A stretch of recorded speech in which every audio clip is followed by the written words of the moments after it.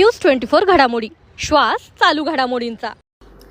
ब्लिंकिटच्या delivery बॉयची व्यथा, काम करायचं की धमक्या ऐकायच्या। 5 मिनिटात ऑर्डर काढा नाहीतर दम खा, आवाज उठवा तर आयडी बंद। अशा विचित्र प्रकाराला कंटाळून अखेर ब्लिंकिट डिलिव्हरी पार्टनर थेट तोफखाना पोलीस ठाण्यात पोहोचले।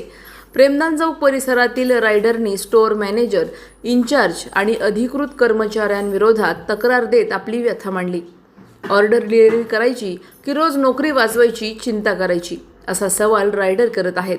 हक्कासाठी बोललं तर आयडी होल्ड करू, काम बंद करू अशा धमक्या मिळत असल्याचा आरोप तक्रारीत करण्यात आला आहे। रायडरनी मांडलेल्या अडचणीही भन्नाटच आहेत। विनाकारण पैसे कापले जातात, खराब किंवा मुदत संपलेला माल दिला जातो, वस्तू नसली तरी चुकीची नोंद रायडरवर टाकली जाते, तर प्रोत्साहनपर रक्कम नियमाप्रमाणे मिळत नसल्याची तक्रार आहे। त्यात 5 मिनिटात ऑर्डर बाहेर काढा या दबावामुळे रायडरची अक्षरशः धावपळ होत असल्याचे सांगण्यात आले। शनिवारी रविवारी अर्धवेळ रायडर बंद करणे, नवीन भरती थांबवणे आणि प्रत्येक ऑर्डरचे पैसे वाढवण्याची मागणीही करण्यात आली आहे। प्रत्येक 10 दिवसांनी अधिकारी बदलतात, पण आमच्या अडचणी मात्र कायमच राहतात, असा टोला रायडरनी लगावला। यापूर्वी संप आणि आंदोलन करूनही फक्त आश्वासनांची डिलिव्हरी मिळाली, प्रत्यक्षात काहीच बदल झाला नाही, असा आरोपही करण्यात आला। दरम्यान ब्लिंकिटमध्ये आता ऑर्डरपेक्षा तक्रारीत जास्त धावतायत अशी चर्चा शहरात रंगू लागली आहे। प्रतिनिधी स्वामी गोसावी, न्यूज 24 घडामोडी, अहिल्यानगर। की आम्हाला पहिले मेंटली हॅरेसमेंट केलं जातं।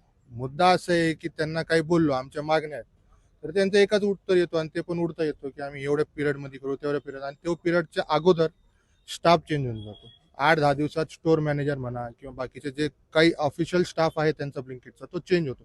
त्याचे मागण्या आहेत, त्यांना काही उत्तर भेटून नाही राहिला। दुसरा मुद्दा की जी गोष्टी आपण करायला जातो, पेआउट म्हणा किंवा स्ट्रीट सपोर्ट म्हणा किंवा मॅप म्हणा किंवा बाकीचे बरेचशा अशा अडचणी आहेत की ह्यांचे फक्त आम्ही करू, आम्ही आहोत, तुम्ही कशाला काळजी घेता।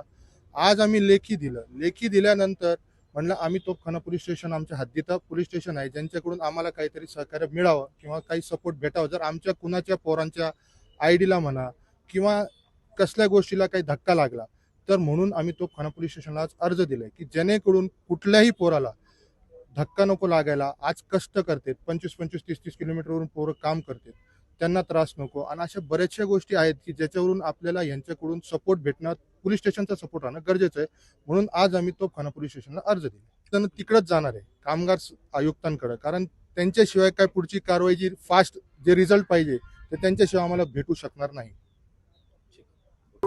अशाच बातम्यांचा आढावा घेण्यासाठी आजच आपल्या YouTube चॅनलला सबस्क्राईब करा।